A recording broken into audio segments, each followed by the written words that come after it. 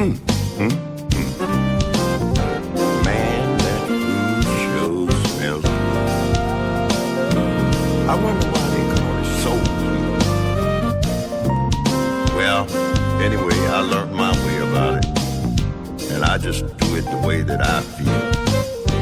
I tried something like this. A little bit of this,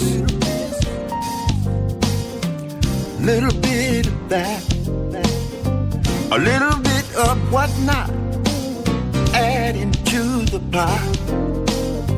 A few cups of water, make it 4 to be exact. Real soul food cooking on the mightiest where is at. If you're planning to cook out and your menu's not complete, dial up my number and try my recipe. Soul cooking, get it straight from the horse's mouth.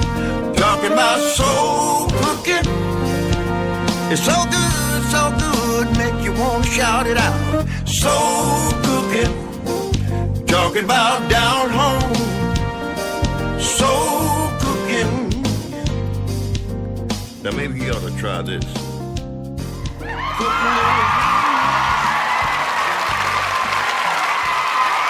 You are now listening to Sid55 Live, the second home of Southern Soul.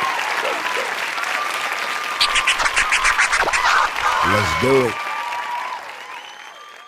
Hey, this is Sid55. And I'm Rasho. And this is Sid55 Live, an outlet discussing things in the Southern Soul community. Welcome to another live show. If this is your first time here, make sure you hit that subscribe, like button, and the notification icon so you don't miss a thing.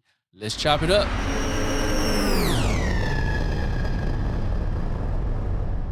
What's going on? What's going on? Sid55 Live. We are back. Hey. Got our special edition today, the anniversary show. It's been a year. Happy anniversary. Hey, man, I'm so, man, it's been a whole year, man. We've been working hard, man. Hey, we got a special guest. I'm so excited, man, about today, man. Got my nephew gonna be on. We gonna just have some fun, man. Bri, how you doing today? I'm doing good.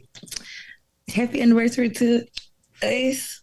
Thank you. Y'all. Thank you Y'all for breaking me in. I'm never gonna stop telling y'all that, so get used to it. Yeah, you get my nerve with that. Yeah. Hey, Ray, how you doing, man? How you doing, man? I'm good, man. I'm good. Speaking of anniversaries, my anniversary was over the weekend. How was it? Happy anniversary to y'all. Yeah, we hung out and did our thing. You know.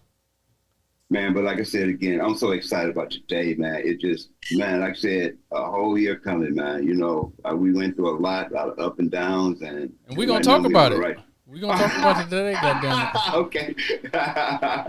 And today we got my nephew, Chad Sino Roper. Man, it's gonna be fun. Man, let's just go, man. Let's go. Let's get it rolling, man. Let's get it rolling. What a round of applause. Oh yeah, don't forget today we showcased it. We premiering the single to your album. Yeah. The first single on the album, Uber. Yeah. You ain't reading your notes, man. You know I can't see, dude. My daughter, she put it in big writing, man. I still can't see this mess, man. But it ain't mess, but you know what I'm saying. You know what? I'm gonna try, y'all. Bear with me. He's working on me. It's been a year. I ain't finna do this. Hey. I told you to put it in Braille, dude. Hey, Bri, what we gonna open up with the song? What's the first song? Jason A. I ain't no side piece lover. Let's go. I ain't no side piece lover. You are now listening to Sid55 Live, the second home of Southern Soul. Come on, girlfriend, can we talk for a minute?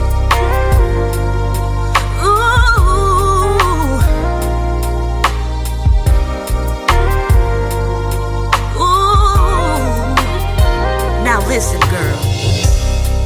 First, y'all, I gotta explain, ain't got no time for no games. But this man was steady testing me.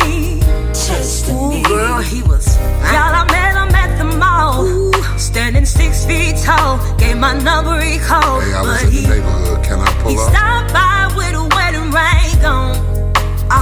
That's when I told him, get up, cause you know that you're wrong. You got your baby mama waiting for you when you get home. Yeah, I know that you're fine, but please leave me alone. And baby, you can take my number out your cell phone. Do some push-ups, boy, you gotta be strong. Turn around and get to stepping, cause you know that you're wrong. See, all I can't do, no man that belongs to another. Cause I ain't really trying to be a side piece lover. Now, baby, it took everything I had. It hurt your girl bad, but he slid that ring off. I can't go down that road again. Ain't gon' do it again. He said he ain't doing no wrong. If the feeling is gone, gon' leave her when the kid's about grown. I said you need to be strong. Put your ring back on. Pick up your keys and head back home. Cause I can't be here. Cause you know that you're wrong. I can't got your baby mama waiting for you when you get home. Girl, he was fine, but I told him leave me alone. Leave and me baby, alone. You can take my number out your cell phone. I told him get on the floor. Push-ups. Boy, you gotta be strong. Turn around and get to stepping, cause you know that you're wrong. See, all I can't do, no man that belongs to another. Cause she ain't trying to be nobody's side piece lover. Cause you know that you're wrong. You got your baby mama waiting for you when you she been home. With you a long time. Leave me alone. So leave me baby, alone. You can take my number out your cell phone. Erase my number, baby. Up and down. You gotta be strong. Down and turn around and get to whatever you do. See, I can't do no man that belongs to another. Cause she ain't tryna be nobody's side piece lover. Now hold up, ladies. Let me talk to you for a minute. I bet you some of you ladies are out there saying, now what is Jay talking about? Well, see, you can only do wrong for so long until it comes back to bite you. See, girl, what goes around, baby, it might take a little time, but it'll sure come back. Get up, cause you know that you're wrong. Got your baby mama waiting for you when you get home. Leave me alone, and baby, you can take my number out your cell phone. Leave me alone, boy, you gotta be strong. See, I wanna spend Thanksgiving and Christmas and bring in the New Year with my man. See, I was tired of calling, so tired, and he couldn't answer. Ladies out there, do you feel me? Girl, look, I told him enough of the game, cause it's causing me pain. His love was about to drive me insane. See, I can't do no man that belongs to another. Cause she ain't trying to be nobody's side piece lover.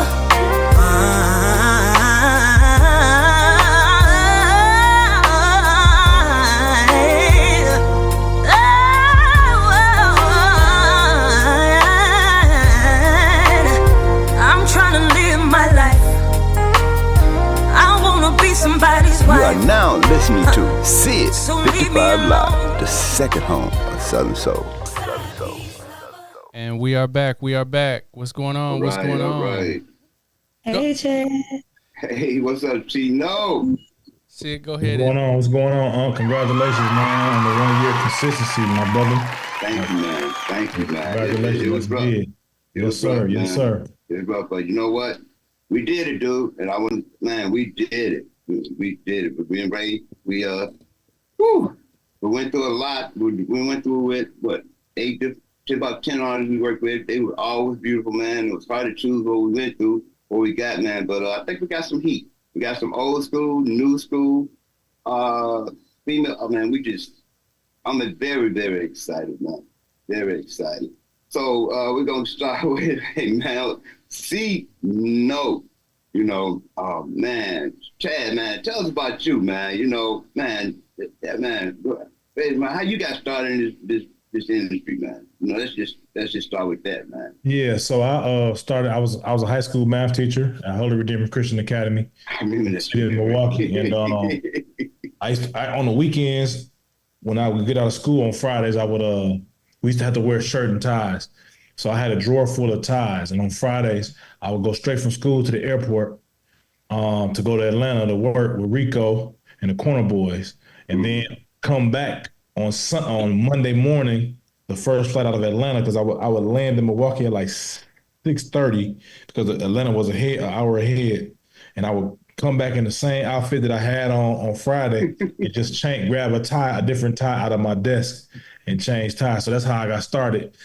And then eventually, while I was teaching, I had a candy store in the school, and then I was my salary was $27,500, but I was $45,000 a year selling candy free, like no taxed. So I just took that money, stacked it, and then when I stacked it, after 2 years of doing the candy store, I took that $100,000 and just moved to Atlanta, bro. And hold on, Jack. Hold up. I remember when you remember you was in college and your boy called you from LA. You made that you made that jump. You went out there. You remember? Yeah, when that happened, I ended up turning it down. The Lattimore brothers had to deal with MCA. I think that's who they had it with. Yeah. And Nate Lattimore called me to be in this group, not their group, but another group that was starting, and they wanted to come out to LA, but I wasn't going to leave college to go try to be in the group. So I ended up staying in school instead of going out there to do that. You know what I mean? And then that's by me staying in school. That's how me and Rico met. I didn't know Rico in Milwaukee because he's younger than me by like four years. So I didn't know him in college. I didn't know him in Milwaukee. I met him in college. So by me not going was how I ended up meeting Rico, and that's how I got in the industry. The first person we worked with together was Jamie Foxx. We ended up going. We was out of LA and ended up working with Jamie Foxx. Yeah. Well, I bet that was fun. Was he a comedian like that, or he was more straightforward? He was a star. He was like a superstar at this point. I think he might have had just the Infatuation album out, and it was I think that was the only album. It was me, Rico, DJ Toon, who did work with T.I., and I'm missing Jim Johnson. It was a bunch of us working with him. But he was a superstar at that point. You know what I mean? I think he was getting ready to shoot Ray, if I am mistaken, around that time. So yeah, man. But it was dope, man. He treated us. I mean, it was great sessions. As a matter of fact, I didn't get paid for the sessions right away like I was supposed to. He ended up reaching out to me and apologizing, and ended up sending me double the money because he didn't want me to think that's how he did business. Because it was a clerical error. It wasn't his fault. It was just a clerical error. When he found out that I didn't get paid, he ended up sending me double the money. When I got the check, I ended up calling him back like, man, you made a mistake. He was like, no, I did it on purpose because I didn't want you to think we over here it was called Foxhole Entertainment. Foxhole do business like that. So it was a beautiful thing, man, for real. When I just had this, down there was rebuilding the studio downstairs. You know, we would sit, man, me and Ray, me and Chad would sit upstairs, man, would play Madden 8 hours a day. Play video games. Yeah. Basketball, 2K. Because Darnell originally told us it's gonna take a week, and we turned into a month. So we built the studio to how it is now. Because when I used to come in the basement before, it was facing the completely where the glass is right there. Used to be where we used to have, that was where the wall was at, where we used to have the computer set up. But then we ended up widening it when he ended up changing it. Well, Darnell didn't finish it. And I was upstairs and Chad said, come on, man, time to go to work. I like, do it ain't done. He's like, let's forget it. Yeah, let's get something done. Yeah, thanks. And about that, Jake was 9 or 10, Jake was 9 or 10 at the time. He used to come record down there, Yep. Yep. But I remember when I was sitting there, hey, Ray, but I was sitting in big, and Chad was sitting behind me, he was reading the book. He'd look at me like, you got to clean that up. You know, y'all, my sessions I had, I was all everywhere. Yeah. And then you like, because to me that was the art of engineering, man, is making sure that your screen was neat, so that when you get to the mixing process, see, just like when you're shooting a movie, the director is shooting for the edit. You have to use the same process when it comes for recording. You have to record for the mix because the mix is considered your edit, which is the final product. So I was trying to let you know, man, you got to have my screen used to look like it was a game for some people. Well, your demographic is older, so they get it. There was a game called Tetris where everything was these blocks and they fit into pieces. That's how my screen was so neat. It looked like Tetris. Yeah. But the reason why I was like that is because I knew all the records that I was recording, I was the one mixing them. So I didn't want to have to search for something. I wanted everything to be neatly on the screen where you got the music, like the drums first, then you'll have the bass is the bass line is what splits it. Then you go from the bass to the keys, from the keys to like whatever strings, elements, or whatever you got going on, then to your special, like your hits or whatever, your horns or whatever, that would be like the last thing. And then if the producer had a tag, that would be the last thing in the chain before we switched over to the other element, which is then it goes lead, your verses, your pre-chorus, and then your hook is at the bottom. So to this day, it's the same, but that created an organization. So anybody who just jumped in after, all the engineers I trained over the years, they do the same thing.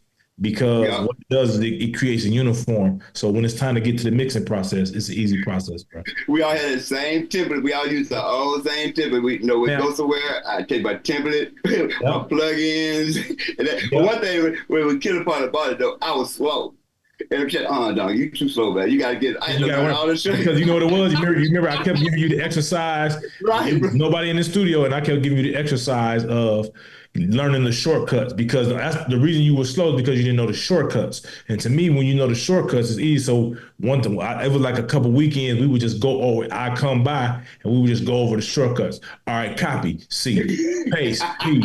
You know, remember you was that? Quick report. Yeah. So to me, it's muscle memory at that point. Like now, because I haven't recorded in so many years. Like said and recorded, I'm slow. I'm not as slow, but I'm way slower than I used to be, because I used to record it every day. Now I might record once every 3 or 4 years at this point. You know what I mean? Because I'm in a different area of my career now. But you be asking me questions. I like, hey, how you?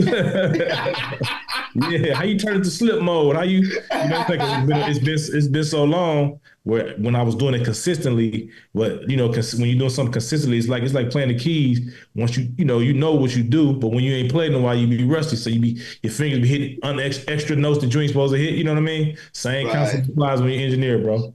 I know, like they went with TC, and Lachey, man. I'm talking about, man. I had to day so fast, and you had to be, man, especially working with TC, man. With TC, you got to keep up. Yeah, you got to keep up. Ready to go to the next note. Come on. And I'm gonna tell you another thing too. It's good to be like that when you record an artist, because you may only get so many chances with that artist as far as capturing the right vocal. So you want to make sure you're on point, and you're not making them wait around, because you can kill the vibe as well. So that was something I was real big on, because when you're working with these big artists, bro, I'll say it like this: most of the artists who are the largest are the coolest, like a Beyonce or Rihanna. The big artists are the coolest. It's the new ones that come in and think, because they finally in, they are the ones who sometimes act real diva-ish and prima donna-ish, you know what I'm saying? But the actual big artists, though, they super cool, they're real chill, you know what I mean? They have nothing to prove because they've been successful. So that's how I look at it, man. But you gotta be fast, though. I don't care who the artist is. They don't want no slow engineer, bro. Yeah, I learned, man. I like it when I had to record Rico same way, man. You know what I'm saying? But we had our template, was back and forth, man. And like I said, man, and then like I said, besides, man, some of the people have been mad. Remember Selena? When she came down, she was 6 months pregnant, wasn't she? Yeah, Selena Johnson, yeah. We did a song at your house with Selena Johnson. I forgot the name. A Boss. I need a boss. It was a boss. Yeah. We did that. She was like 8. Matter of fact, her and Shay were pregnant at the same time. Their kids, Little Rich and her son, Selena Johnson's child, are like a month, like a couple weeks apart or a couple days apart, because they both was pregnant. But at the same time, remember we went to IHOP to eat afterwards, because she's like, not after, before, because I need to eat before I work, because she was pregnant. She was like 7 or 8 months pregnant. Yeah. Her and Shay. It was me and you and the pregnant women. She went to the bathroom, put on her onesie, came back, and like, hey, it's time to go to work. Time to go to work. Yeah, man. Yeah, man. We had some fun in the house, man. We did a lot of things in your studio, bro. A lot of things, man. A lot of songs that came out. I mixed Jacob had a song called Like 'Em All, the remix with Issa and all them that Teddy Riley ended up reproducing or remixing. I mixed it in the house. I mixed it there. I mixed a lot of records right in your studio right there, man. You killed me with R. Kelly. Yep. You killed me the R. Kelly record. Yep. So I mixed a lot of records in your studio, bro, and people just don't know. Because you know how we are. We just do the work and just keep it moving. We don't make announcements. We let the work make the announcement for us. So how we get out. That's always been a rule of ours. You know what I'm saying? Right. Yeah. But I never get that. I can't believe, man. But what? Damn, Chad, what? 20-something, about 25 years? I don't even. It's been so long. I don't even remember how. I remember Jermaine introduced me to you. Jermaine Robbins introduced me to you, but I don't remember when. I don't remember none of that. I have no idea. Because I just don't remember. It feel like I've known you my whole life. That's how long it's been. I've been around you. So much so you didn't even have grandbabies at the time. Kiki and Lily didn't even exist for years prior to me. You know what I'm saying? Right. So it's been years. So I can't even tell you how long. I ain't gonna even sit here and try to lie and guess. I have no idea. but I think, you always been behind me, man.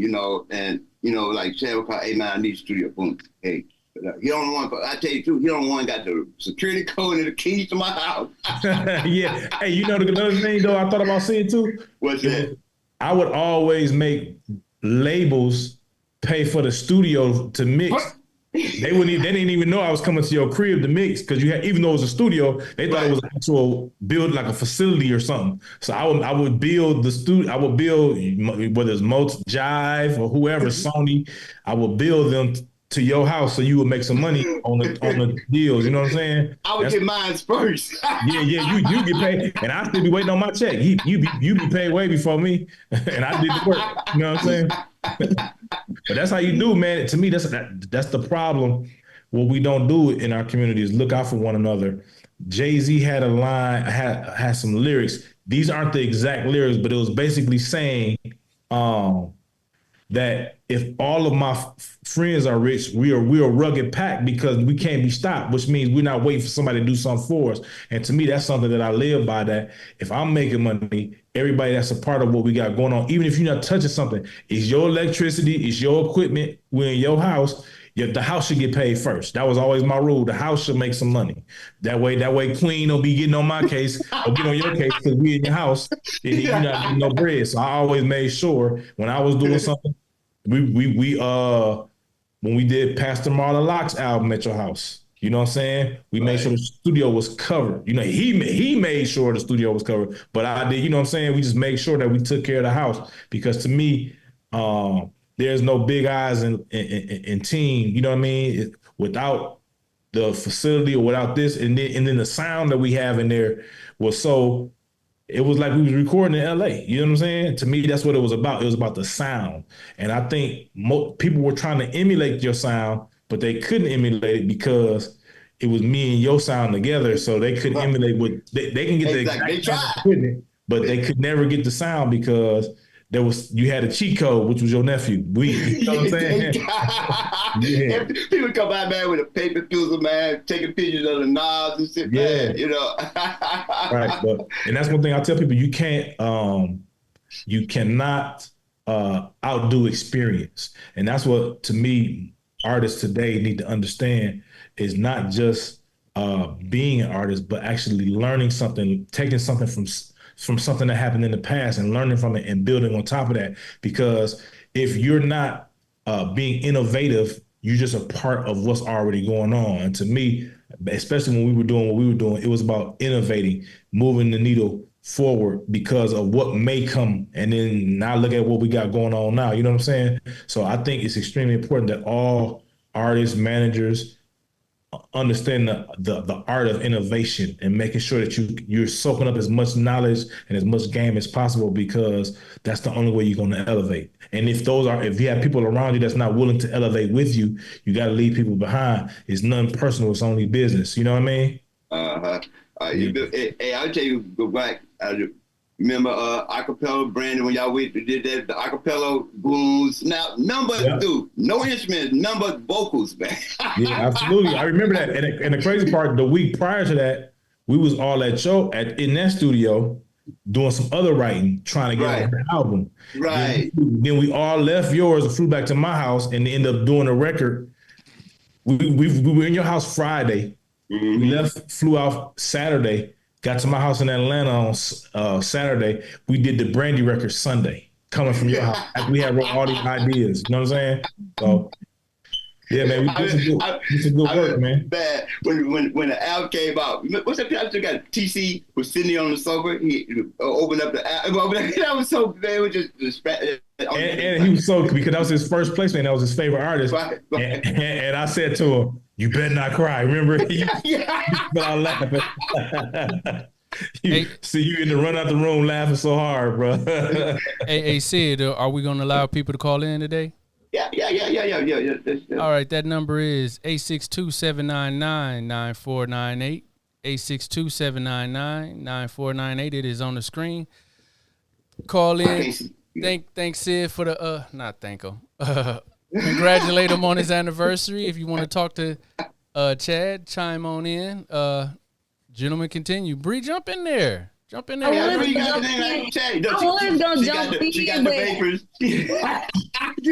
she saw the I was going to join in, but I ain't want to interrupt. And I was listening to all the moments because you know what I'm saying. I was just filling out. But man, I do got a question for you. Yeah.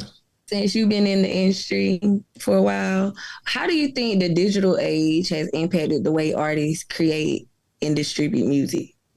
It makes them lazy because you're able to do things so fast now, and there isn't a level of excellence. Like we would do things over and over again. Like we would go hard in the studio. And mind you, nowadays music, you don't have stacked vocals. There are a lot of things that you don't have that we had, where the sonics were, much better. But we would, even though we were stacking a harmony note for each harmony note 4 or 5 times, we still was doing 15, 20 songs a week. Now, if we were doing songs how songs was doing now, where they just do one line down and one over here and one over there, man, we did 50 songs a week easily because there was no level of excellence that we were reaching for. Like it's like being mediocre is cool nowadays, and it sells. So why work hard when you can just work easy? You know what I'm saying? Right. So I think to me, that's what streaming has done. And then streaming and content creating go hand in hand. I think because of the content side of the industry, that takes precedence over the actual music. So if people like you for your content, then you'll do well on the music side. You know what I mean? So I think that's what it has done, but you can't complain. You have to learn how to innovate and move forward. So if you have a level of excellence in your bag of tricks, add that to what's going on now and just keep it moving. There are artists that do that as well. But as a whole, as a majority, it's, the time people be off timing, they be flat, a lot of things but if it works, it works. You know what I mean? And I understand how my parents used to say to me, man, what are y'all listening to? Blah, blah, blah, blah, blah. Because they were used to a certain standard. That's how I feel like my parents now. You know what I'm saying? So it is what it is. It's part of the game. We're not going to cry about it. We're going to adapt. So what I did was remove myself out of the studio so I didn't have to be around it all the time like I used to. And then just get some money on the other side, on the executive side and that side. So that's what I just did. I just moved myself from being in the mix of it in the studio and all that to on the other side of things. And a lot of times you make more money on this side than you do in the studio. So it's cool. Exactly, man. Like, dude, I just remember, now I want to talk about a little bit, man. Nakia. Mm-hmm. You started her off then with quality control. But so what happened with her? The situation with her was, I was actually in the studio. Me and Rico. It was me, Rico, Jermaine Dupri, Brian Michael Cox, Danger, Marcella. We were all in Miami working with Usher at the time. And my wife called me and said, I just did this girl's makeup. I want you to hear her. So she called and said, my wife, I've been with my wife for 100 years. She never one time asked me to listen to one artist ever. So she was like, I need you to listen to this artist. Well, this was back when, what is the TV show that was on HBO with the dragons and stuff? Game of Thrones. So Game of Thrones was on, and everybody in the studio watched Game of Thrones but me. You know what I'm saying? So on that break, that's when I took the call to actually listen to Lakia over the phone. And I'm like, oh, she dope. So I was like, when I come back to Milwaukee, I'm gonna, check her out. And then, but what she told me was she hadn't graduated high school. So I'm like, well, once you graduate high school, reach out to me when you're an adult, and then we can see how we can do business, or we can see how I can help you. So then she ended up moving to the A and reaching out to me and saying to let me know she moved to Atlanta. She was working at a hotel, gave me she's like, I'm just trying to work. So what I did was Jamin, who learned how to record at your house, my guy, Mario Brown's son, my godson, he had a studio. So I hit Jamin up. I said, Jamin, look, I got this young lady who's from the mill who looking for somewhere to work. Just I take care of the bill. Just let her work as much as she wants to. So she ended up recording like Big Flex. She recorded a bunch of songs that we ended up using with the QC at Jamin. Jamin actually recorded those songs. So long story short, she would do these Music Monday things where she would sit in her car and do freestyles. And then she would just mix in quality control artist songs. And she did a song called Yeah, We Paid with 42 Doug and Lil Baby. She remade that, but I said, don't release it. Let's do a video to it. So this young lady, knew the young lady in Atlanta, but I said I wanted to look gritty. So there's this young lady named Jasmine out of Philly that was in Atlanta that shot videos on her iPhone. So it was crystal clear, but it still gave it a grit feel. So it didn't look like she had made it all the way. You know what I'm saying? Because you want to make the audience feel like they're growing with you as an artist. So she shot the video. Her Keontae styled her, and we shot the video and then released it like on a Monday, like we do freestyle Mondays or whatever, New Music Mondays. And Little Baby saw it saw it and said something about it on Twitter. Next thing you know, P hit Lakia. And at the time, I wasn't her manager. I was just somebody helping her. I wasn't managing her or nothing. I was just somebody trying to help her get on. So then when P called her, that's when she reached out to me. It's like, I need you to help me. I need you to help the situation. I'm like, all right. Yeah. And that's how I ended up. I can't say I discovered her because she was already dope. None of that. Things just lined up. That's all. My goal was just work with her and help her as an artist from Milwaukee. Like I took her to Miami to work with Rico. Like you know what I'm saying? Stuff like that. Just trying to help her and assist her. My goal was never to manage or sign or none of that. I was just trying to help an artist from Milwaukee get to the next level. And then we end up doing a deal with QC and Motown and so on and so forth. So it was a great thing, man. We did some great work together. I'm proud. Man, I remember that the video shoot during COVID. Yeah, we did the first video shoot at Capitol Midtown. Right. And you pulled up. I told Sid, he pulled up on a motorcycle. I didn't even know it was Sid because it was during COVID. So Sid he put up on his bike. He had on the motorcycle stuff, but he had a mask on his face until I heard his voice. That's when I knew it was you. But I had no idea. You had been standing there for at least 30, 45 minutes. I never knew it was you. That was crazy. Yeah, so many people out there. It was so packed, yeah, man. But that's the point of this hometown showing love. People like to say hometown don't show love, but they do. It just most people focus on the negative, and that to me, that's what I don't like about things, man. Like you'll have 100,000 positive comments, but it's 3 negative, and you focus on the 3. That makes no sense to me. But that's just how I live life. You know what I mean? Right. Speaking of Milwaukee talent, shout out to Mario J. Brown. He got a new single out, Faith Back. Yes. He was here over the weekend. I missed performing. Yeah. Performing. Yeah. I was somewhere. I think I was somewhere, and my doorbell rang, and I looked on the phone. Right, and I was the guy with dread. I like, who was that? He said, I like Mario, man. He said, yeah. I said, how long you here, man? And I told him, and then he told me he had the show, but Saturday he's flying out Sunday, and I missed that, man. I was so. You told me that y'all went, and I texted him. I said, man, I'm sorry, man, but I wanted to be there, like I said, even like with Mario, Ike, the writer, he's on the album. Yep.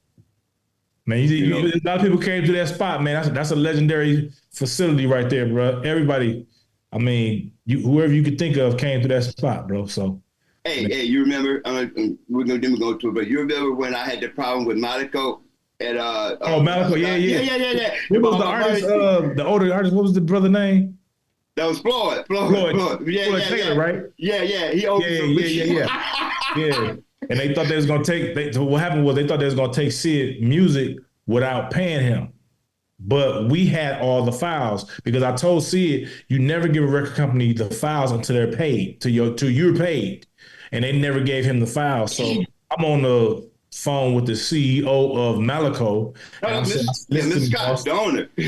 Yeah, the owner. I'm like, you're not getting until he get his money. Y'all won't see one file like at all. I was like, so it would be in y'all best interest to make sure he's paid in full. And once he's paid in full, we'll release the files, no problem. And Floyd got mad, remember? He's like, who he think he is? I'm like, unless you gonna with me and take the hard drive, y'all ain't getting the files. Or just pay that bread. He ain't want no problems. They end up paying you that money and they got what they wanted. You know what I'm saying? What, 8 o'clock the next morning, they woke the phone rang, man. Mr. Jones, what's your last name? And it was like right there. And Mr. Scott said, I don't appreciate no young buck calling me and telling me what. Yeah. But hey, back in the day, check, though. It was nothing personal. It was only business, man. That was it. You know what I mean? You do right business. You know, business get done right on our end. But you never do anything without the money up front, bro. I don't trust. I know. I used to call Chad and he complained. He said, "Oh, you did it to yourself, man." Yeah, you do it to yourself. Yeah. And the thing is this, man. You have to teach people the standard of how you do business. So if you do business a certain way, I don't care who it is. Once you do your business a certain way, you don't change because of who it is, no matter how big or how small they are. Because 9 times out of 10, they're coming to you for a service. So if they're coming to you for your service or for your expertise, they have to do business your way because they're coming to you. Now, if I was going to them, it's a different situation. But in 99% of the situations, they were coming to you or me or whoever for something. So they have to do business the way we do business. And that's it, bro. You know? Yeah, I had to learn the hard way. I had to learn the hard way, man. And I get one more question before we go on break, man. What do you think, man, makes a hit song, man? Is it, what do you think, and as a producer, songwriter, or as an artist, what do you think that makes that? You think, I don't know, everybody think every song they do is a hit, but what do you think, what makes a hit song today? With the days, with the AIs and all that?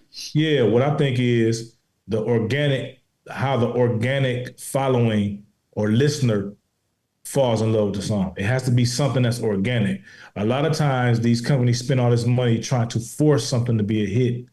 And it may be a quote unquote hit for that time, but the records that really have long lasting and even get sampled and things of that nature are the records that were organically hits. And to me, it's simple melody, lyrics that's easy to understand that tell the story, and that's general where everybody can understand it, regardless of race, sexuality, religion, all that.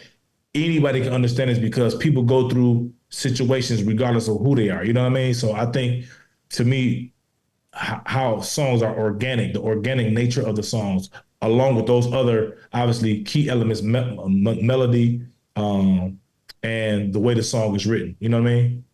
Yeah, and I learned from you too that the hook 3 times. You put that song in it 3 times. Yeah, you get now it's different though. Now they do the hook twice, so it's different now. But back then when 16 bars. One time back then. Huh? Give me a sample song of something y'all did one time. I never heard a song with one hook. No, it's never one. Now it's 2 hooks. It was always 3 in our back because of the time frame. Yeah, now it's 2 hooks. You know what I'm saying? But that's because the songs were longer back then. Right. And they used to have bridges. They don't have bridges anymore. It's just hook, verse. You know what I'm saying? Or verse, hook. Like that's it. So, yeah. You read the bridges. Yeah, facts. Like it's just different. It's a different ball game now, man. So you gotta adapt. You gotta always be innovative and always be willing to adapt. And those who don't want to do so get left behind every single time. So I think that's key, man. That's a good word, man. Hey, Bri, the digital DJ. What think we should play next, young lady? FPJ featuring DJ A Auntie. There we go. You are now listening to Sid55 Live, the second home of This one here for all the big booty fine aunties. I say, look at your motherfucking neighbor and say, neighbor. Neighbor. I say, neighbor. I said, I ain't neighbor. scared of you, motherfucker. Auntie, ooh-wee. There's a whole lot of ass I see. All that ass don't make no sense. Let me show you I can handle it. I say, auntie, ooh-wee. There's a whole lot of ass I see. All that ass don't make no sense. Let me show you I can handle it. Come on, auntie, just do your thing. Shake it, baby, don't show no shame. Come on, auntie, just do your thing. Shake it, baby, don't show no shame. There's a whole lot of girls want me, but I'm in the club looking for an auntie. I want an auntie with a booty so big, looking for an auntie with no kid. I said I'm auntie looking good tonight.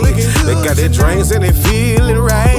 So if you got a big booty, baby, girl, I'm trying to take you home tonight. I say auntie, ooh-wee. There's a whole lot of ass I see. All that ass don't make no sense.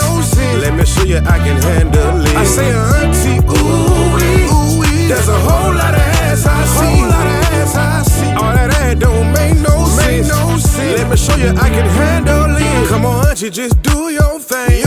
Shake it, baby, don't show no shame. Come on, auntie, just do your thing. Shake it, baby, don't show no shame.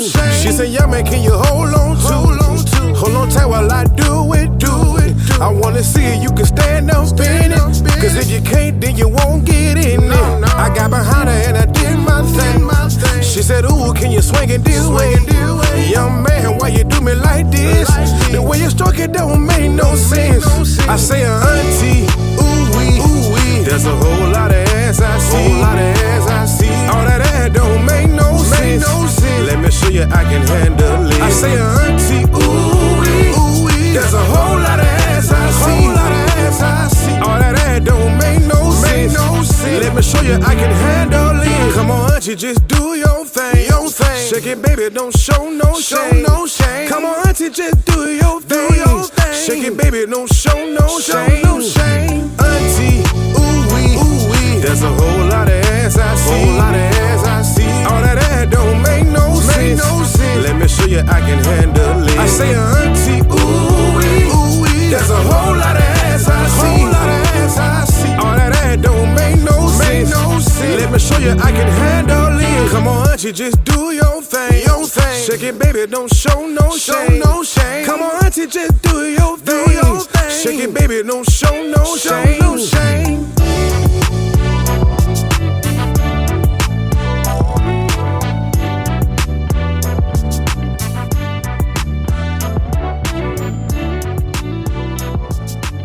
You are now listening to Sid55 Live, the second home of Southern Soul. Man, Cino, I got man.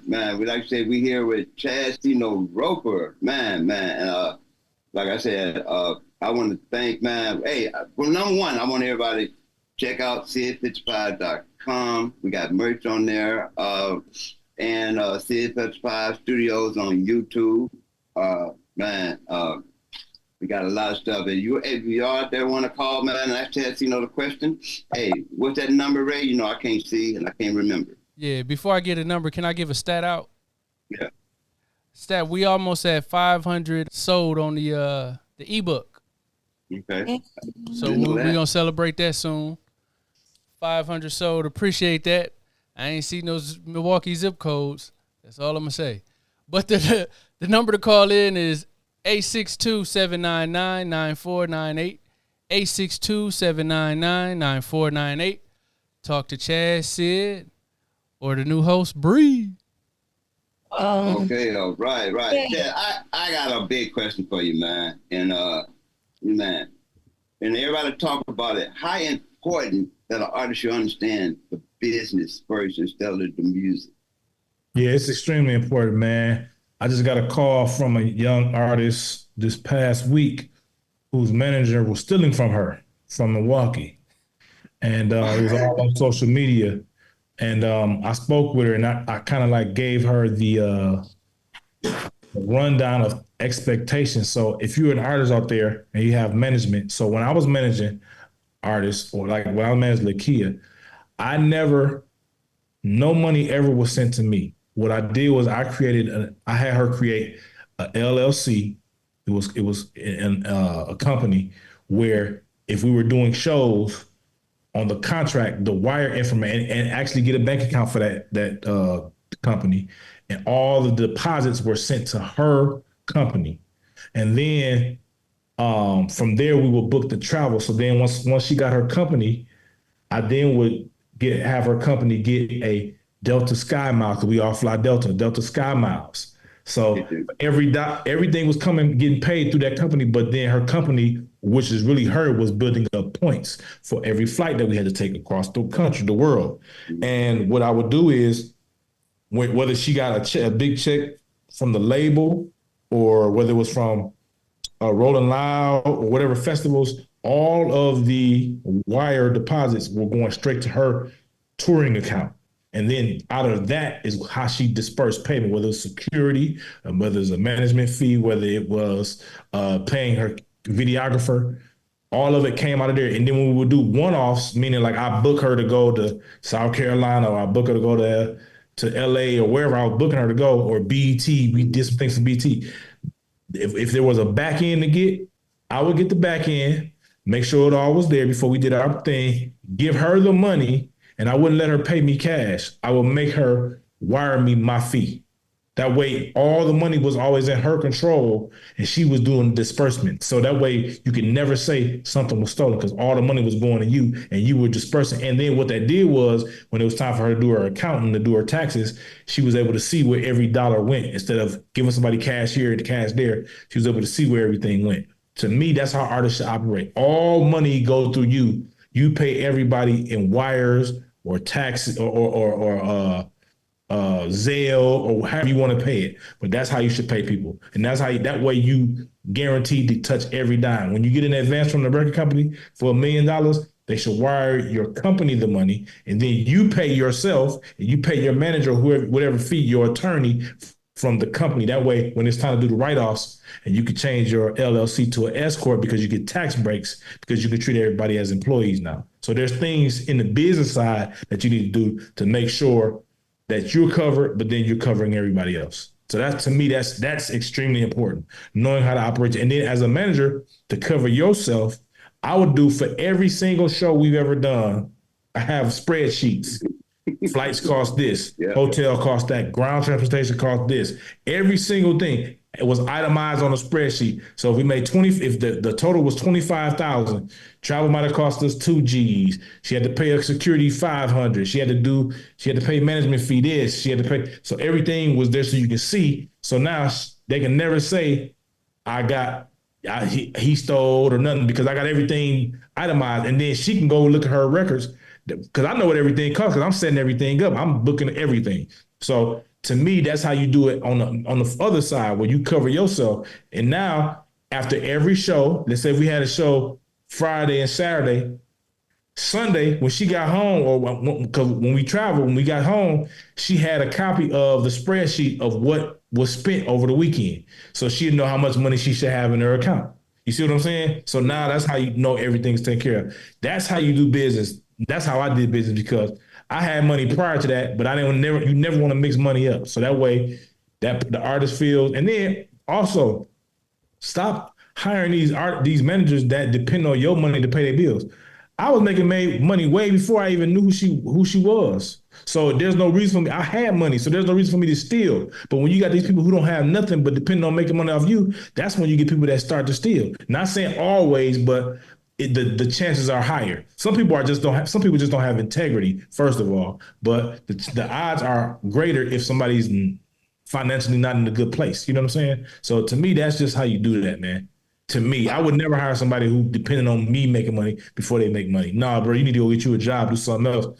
I need somebody who's already established financially, so that way they're not depending on, because there are slow periods when you work with an artist. When you first sign with a record company, you don't start making money right away, because nobody know who you are. You got to build yourself up before you can even start getting bookings. So that's what we had to do. She got signed in July. Our first booking was December of that year. So that's a long period of time That's damn near 6 months of time where no revenue is coming in because we making songs, we doing all this time, shooting videos, but there's no money. As a manager, I'm not making a dime. You know what I'm saying? Right. So you got to make sure that who you have around you is not starving and depending on you to make money, because at that point, you got to make sure that everything lines up and is in your favor as an artist, because the last thing you want to do is be stressed out about somebody taking some money from you or something not going right, instead of worrying about perfecting your art that you're trying to sell, your product that you're trying to sell to everybody. So message. How many artists have you managed? I normally don't manage. That was I managed Lachey way back in the day. Then I was writer and producer for 20 years. Would you do? I mean, like, would you pick up more artists? Or? No. After that, I just did that because of the circumstance. I manage writers and producers and stuff like that now. But artists, that was a good run. We had a great run, but it requires too much of my time. And I got a son now. Like when I was managing her, I had a son, and Deuce, matter of fact, we were shooting a video with T Grizzly called 313 to the 414 or something like that. We shot it here in Milwaukee. My son was he was born premature, so he was in the NICU while they were shooting the video. So I didn't even go to the video shoot because I'm like, family over everything. And what I think about working with quality control is that's how P was.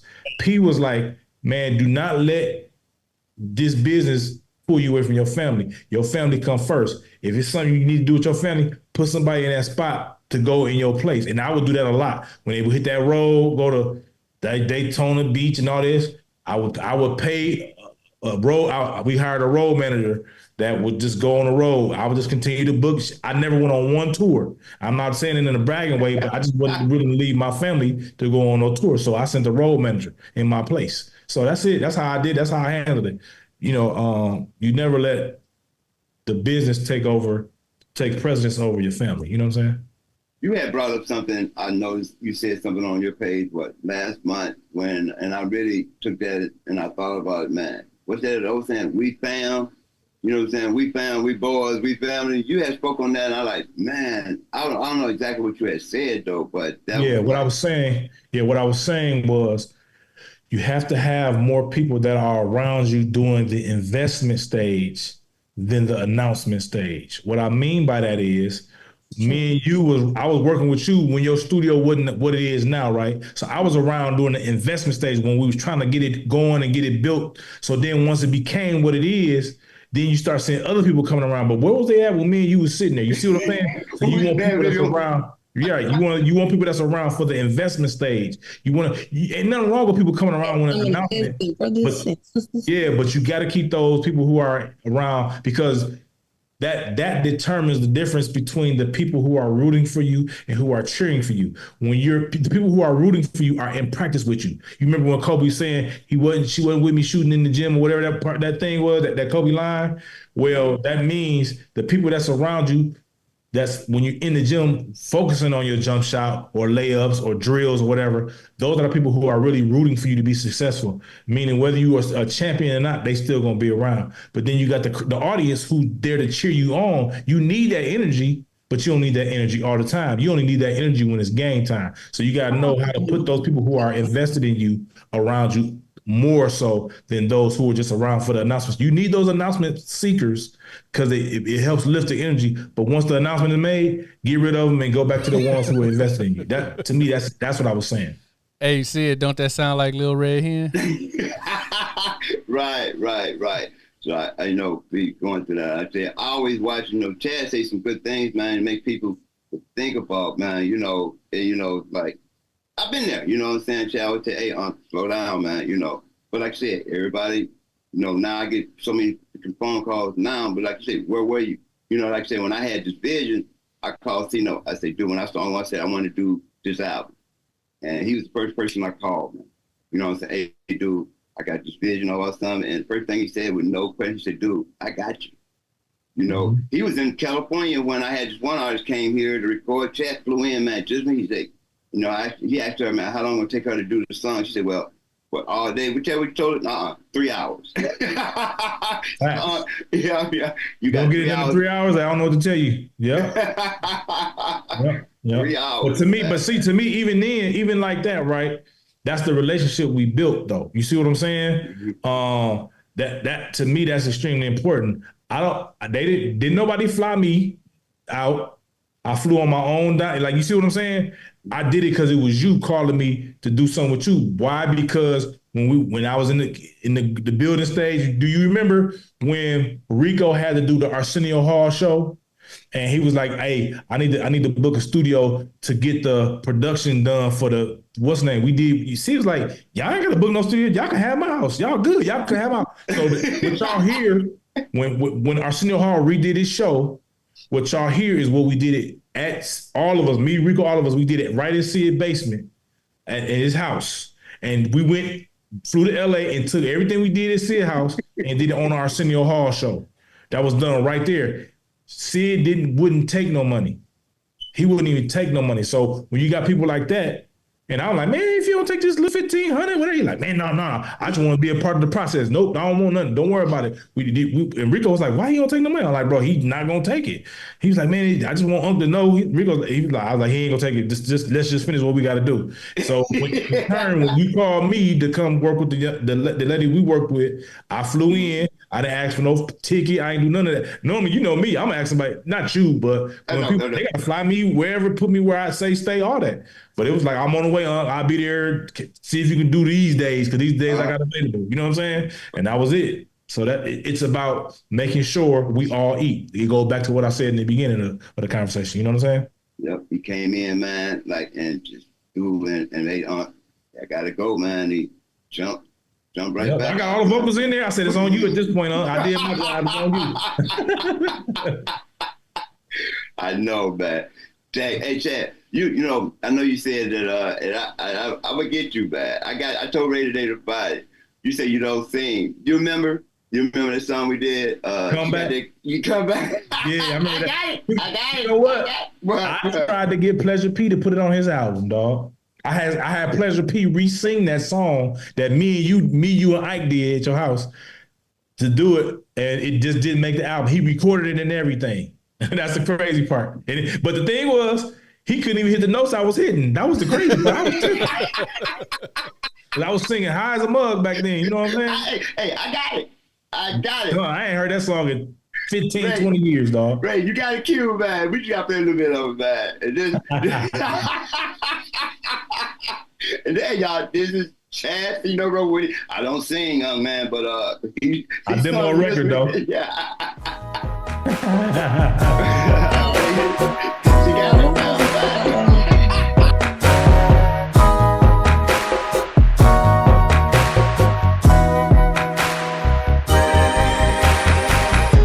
A sticky situation that I'm caught in. I'm losing all control and I can't help it. I'm fighting a losing battle, but I can't forfeit. I'm calling out for help, but my words are going silent. Can somebody help me? 'Cause they say help me. No, she got me gone and I can't leave her alone. Shawty got that comeback.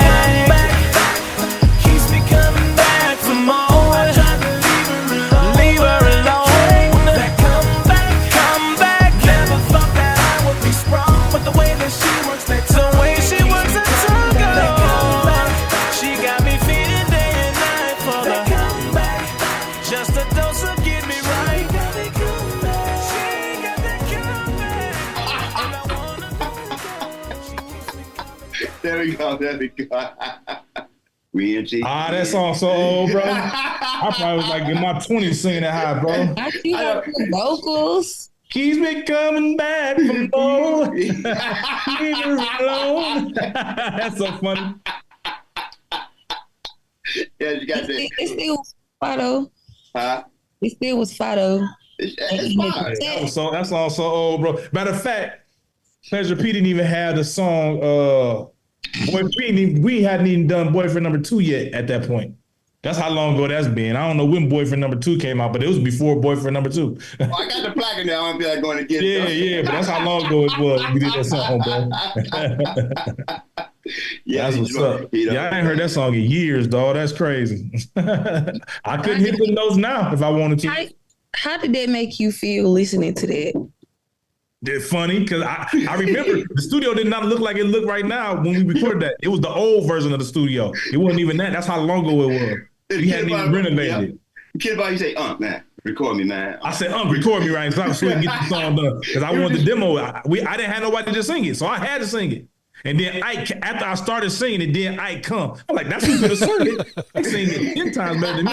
But I had to. I was like, man, you sound good. Just finish the song. So I ended up just finishing singing the song. Ike came in and wrote the bridge. Yep. So I ended up just doing it then. But yep, that was so long ago. But it wasn't nobody there but me and you at the time, huh?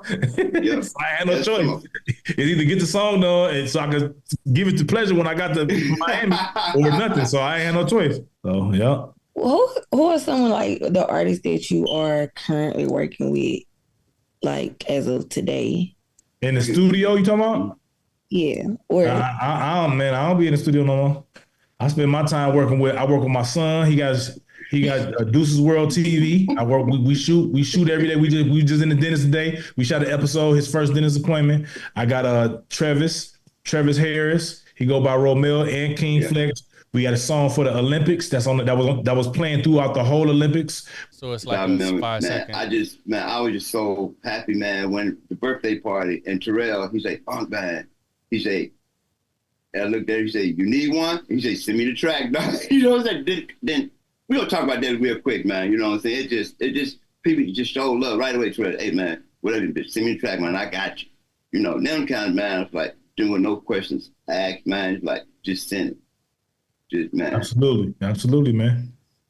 Man, like I said, now we're like going back, like say, my album is the anniversary. Got a guy, his name is Stevie J Blues. Man, I had the opportunity to work with him back when he was doing gospel. Yeah, he in the chat. He in the chat. Yeah. Hey, I can't say, hey Stevie. And hey, like I said, you ain't shot nobody out yet. I can't see nobody, B. Okay, so I'm gonna shout him out because I can see him. Shout out to Queen, Miss Teresa Jones. Queen is in the house. Shout out to Mickey, she in the house. Shout out to Luther Tate. Who else in here, man? Cal, shout out to Cal. I see Cal. Carol and Christmas, I see you. Now I'm shouting like I'm part of the show, man. Y'all need to be part of the show, man. What that cut? CTC, cut the check. Don't forget to call us and ask us questions. Number on the screen, 862-799-9498. Make sure y'all call us. Like I said, like Steve, man, we got together, we spoke, man. We had toured back, man, and then one night, it was like 2:00 in the morning, I saw that he was online. And I just texted, hey, dude, what's up? And he said, this Sid from Milwaukee? I said, yeah. I said, dude, call me. I told him it was 3:00 in the morning, man. And soon I hung up, soon on texting me, my phone rung, man. And then we're like, hey, dude, you remember, we just reminisced a little bit. And I say, Steve, man, I got this idea, man. He's like, what, man? He said, hey, I'm down, dude. He said, he always wanted to work with me, man. You know, I'll cheat the same way. I wanted to say that shit. I was all up in, except I wanted to work with Steve, man. You know, when you're doing Cordet, you know. But so, like I said, and we came down there and put this song together, man. It was our debut, man. Uber, and man, we gonna, man. You ready to play that song, man? Y'all ready to play it? Yeah, let's play it, man. We gotta play it. Since he on. I want him, hey, Steve, don't cry, man. You are now listening to Sid55 Live, the second home of Southern Soul. What time is it? I sat at this bar and got lit. Gotta go see my baby. Man, this roadblocks everywhere. Look at this app. Arrive in 10 minutes.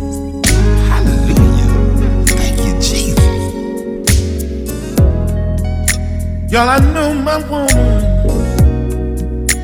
waiting on me. It's been a long, long time, and I'm so eager to see her. Now I drank a couple shots.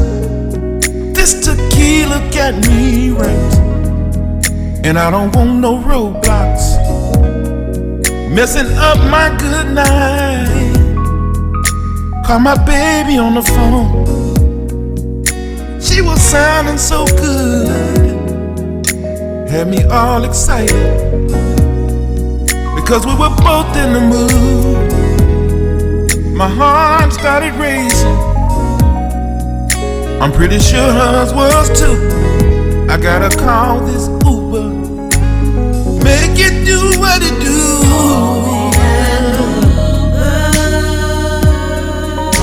To get to my baby. Oh, I just wanna see her. Y'all, I'm not gonna drink and drive. I gotta get there on time. I picked up the phone and ordered my ride. Arrive in 10 minutes, please be on time. My woman is waiting, sitting on the couch. This here is urgent, don't cancel me out. My destination's no stops to her house. I'll tip you real good if you get me there now. Give me there now. I need her, and I can't wait to see her. Oh, gotta get to my baby.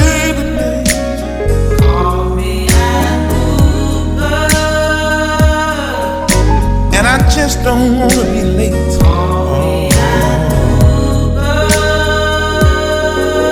Put the pedal to the metal and drive a drive.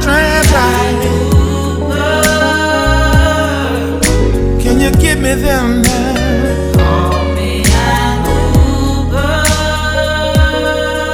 I know she's waiting on me. With her, where I wanna be. I wanna be.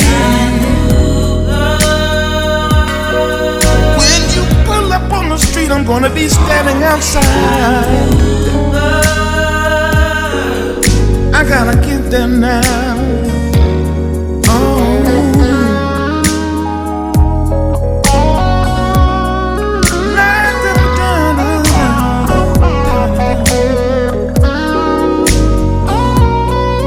Baby, can you please open the door, babe? I'm outside. You are now listening to Sid55 Live, the second home of Southern Soul. There you go. There you go. The single. I see me now riding around listening to that. My daughter was she was out of town last week, and she called me, man. She had a video of the day, her and her husband sitting in the back seat, and you just see the steering wheel, man. They had called them an Uber, man. It was one of those AI Uber drivers, man. We're gonna get you an AI car, man, for the video, man. But yeah, y'all heard it first, man. That's Call Me an Uber by Stevie J Blues. Sid55. Man, I can't. I was so happy. Yeah, he on here. Hey, Steve. No, you know he was. Somebody come and said, "Call me an Uber." There we go. Y'all heard it. Hey, man, show me them like. What y'all think about it, man? What out there? If you can take. Sound dope, man. I like it. My first time hearing it sound dope. That was first time. Yeah, for sure. There we go. So, hey, Bri, you got any more you want to actually know, man? Young lady, before we. Oh, no, she ain't had a brain fart now. Bri, you have anything else? Ray, you got anything to say? Okay. I've been waiting. I was Hey, he ain't here all night. He ain't gonna be here all night. Now. I was it's getting close to my bedtime. Y'all know No, I don't got nothing. I thought you was talking about the album. Oh, I was getting ready to say something to Sid about the album, but I don't have any more questions for Chad. But okay, about the album. You want to know about the album? Okay, number one, you just heard Call Me an Uber. We got a couple more. Like I said, we got Old School. new school young. We got another young man, Chad. You know who? Jay Roddy, Jay with I call him Jay with a J. You know, we got in fact got Ike the writer. Ike the writer's on there. He through me. Man, he was like, I ain't had no problem. I called him, man. He said, oh, I got you, man. You know, he came in. Jay, he's out in Vegas, man. Called him. I said, look, hey, boom. He was right here. Boom. Next thing, hey, man, I'm in town, man. Let's go. You know, I got to bring it. I don't even know who on my own damn album. That's what everybody been waiting for that. You ain't said nothing about this weekend coming up. You stayed invited for the last one. Okay, this weekend I'll be in Atlanta, Georgia, doing the commercial. Me doing the commercial for the album. I'm a little bit nervous, you know. I don't like cameras, so I'm flying out to Atlanta, do the commercial, and then, like I said, then we come back. We come back here. Then we got a young lady from out of Jackson, Mississippi. Simply Lynn, yeah, young lady, she sung with a lot, man. But like they were she was background singer. Now she's coming out front. So you ready to go? And she's like, okay, yeah. So she's coming in. Man, I'm very excited to work with her, you know. And Steve brought her to her. And we even got somebody else from spoken word, Bobby Drake. He, matter of fact, I posted him recording it, but I forgot I had the podcast. And we even got some spoken word on bringing it into the Southern Soul. You know, like I said, we got all of it. You're going to be very excited when it comes out. I'm excited, you know. I'm always in here from all night, man, mixing, you know, trying to get it right. And like I said, I ain't telling everybody that's going to be on it. But I tell you what, it's hot. It's going to be heat. It's heat. That's all I gotta say about my album. Just tell me one more that's gonna be on it. Just tell me one more. I just want to hear one more. Like I said, I got a lot, but like I said, I'm not gonna spill the beans right now. But you heard Uber, and we got Steve got about 2-3 more, man. It just, man, I'm so excited. Then we're excited to do his album. We got Belinda's album coming out next, and big thing about it, our first year we're doing a 12 city. We're going to start off, I think, Milwaukee, or we're going to close with Milwaukee, but our first year, we're going to go. So we coming. We're going to have like a 2 hours straight, nonstop, you know, with everybody that's on the show. We're going to close with Stevie J Blues. I'm excited, man. I'm excited. And like I said, you can go to Sid55.com, or you can go to Sid55 Studios on YouTube. Got merch. Don't forget about the ebook. And I guarantee you, man, if you're engineers or you're into mixing, if you check out the ebook, like I said, you got, you know, if you take what me and Chad or we all got together, it's that sound. If you're looking for that sweet sound, which I call it our sound, and I guarantee you, if you apply just a little bit of that, and I guarantee you're gonna hear it different, and you're like, dang, you know. But I'm very excited about that. You know, it took a while for me to get that specific sound that I want, that I'm listening for. You know, I'm always in the studio, just bought something today to get a new sound. Oh, my wife watching that shit. I couldn't. When you get that? Oh, it's been there for about a week now. But yeah, that's it, man. You know, and Chad, man, dude. Man, I just want to thank you, man, for standing behind me, pushing me. You know, I had some hard times, man. It was rough. You said, Uncle, got to keep on going, man. You know, keep on doing it. I'm very excited. Got 8 songs on it, and the people that's on it, man, y'all will be like, wow, you know. I just had that vision, man, and I'm glad y'all helping me. You know, I gave them an idea, and y'all helped me get it done, man, and with no questions asked, you know, and I appreciate it. And I thank everybody that came aboard, and I had some up and downs, you know, but still the ones that stay solid. We got a hot project coming out, and man, you know, and I want to thank. I can't see that my phone just came up, but everybody that came on, I want to thank y'all for tuning in, man. Hey, text me, you know, let me know what you think about Uber, and we got a lot more. And like I said, the video, wait, what do you think? I know November we're filming the video in Atlanta for Uber. November 1st to the 3rd. 1st through the 3rd, you know, and y'all want to come out, man, and join in, you know, just have fun. We'll be there, you know. The more the better, you know. I can't talk now, but again, man, Chad, I want to thank you, man. It's all the man. I'm getting ready to feel. I'm going to cry. Thank you, man. Thank you. All love. You know how we get down, man. Thick as thieves, man. It's all love. You know how we do. I always rock with who rock with me, man. Who don't rock with me, I don't even know they exist. So I appreciate y'all for having me, man. Again, I always want to tell people, man, success has receipts. If you're doing what you're supposed to do, it's going to show. You don't have to do the talking. The work is going to talk for you. And I always tell people that no matter how old you get, no matter what you got going on, if there's something you've been dreaming about that you want to do, one thing about a dream, it never expires, man. So make sure you go for it, because I would rather be old telling stories of how I failed instead of being old and telling stories of what I wish I would have done. So make sure if it's something you want to do in your life, man, I don't care what your age is. It's no such thing as too late if you got breath in your body, man. Thank y'all for having me, man. I appreciate you. I love you, man. I love you too, man. Project, Thank man. you. Thank you, man. So, Thank you, man. You want to close out, Sid, or? Yeah, I'm going to close out. Hey, I was like I said, I kind of got a little emotional there a little bit, so I got to running. So I'll say it again. I want to thank everybody that came on. I can't see who all on, but thank you. I see it just came up. And like I said again, you can go to Sid55.com, check out the website, or you can go to Sid55 Studios on YouTube. And I want to say thank you to our new host, Bri.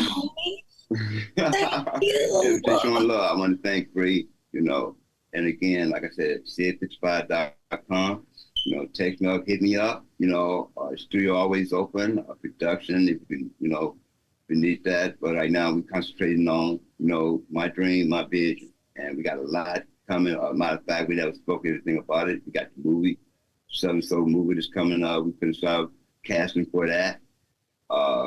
And I got a couple more things, which I'm not going to steal right now. What's so funny, girl? But, you know, okay. I want to say peace and thank you all again. It's 55. Bye. Bye. Bye. If you've been looking for an outlet discussing things in the Southern Soul community, Sid55 Live may be just for you. To stay in the loop, don't forget to subscribe, comment, and hit the like button and the notification button. Your opinion really does count, so let's create, solve, love, accomplish, and unify. We'll see you on the next episode. Peace. You are now listening to Sid55 Live, the second home of Southern Soul.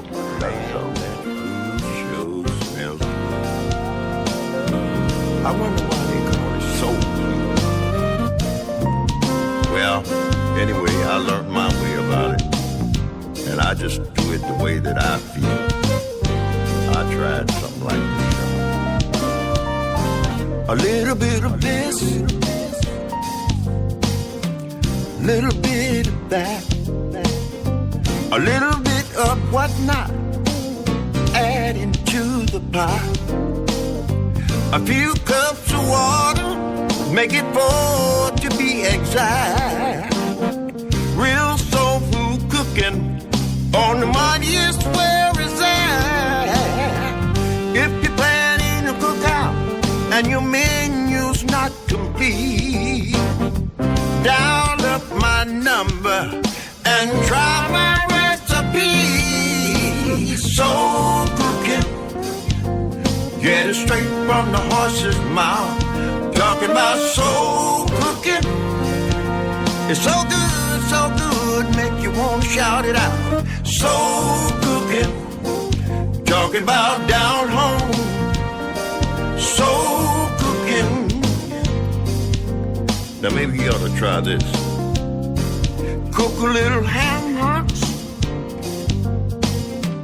red beans and rice, macaroni and cheese on the side, and homemade apple pie. Maybe cook a little pot roast, baked potato if so desired. Mixed greens and candy yams, still have your apple pie. Hot water cornbread from the sea babe. Cut you down home cooking. Try my recipe today. Soul cooking. Got to know how to do it right.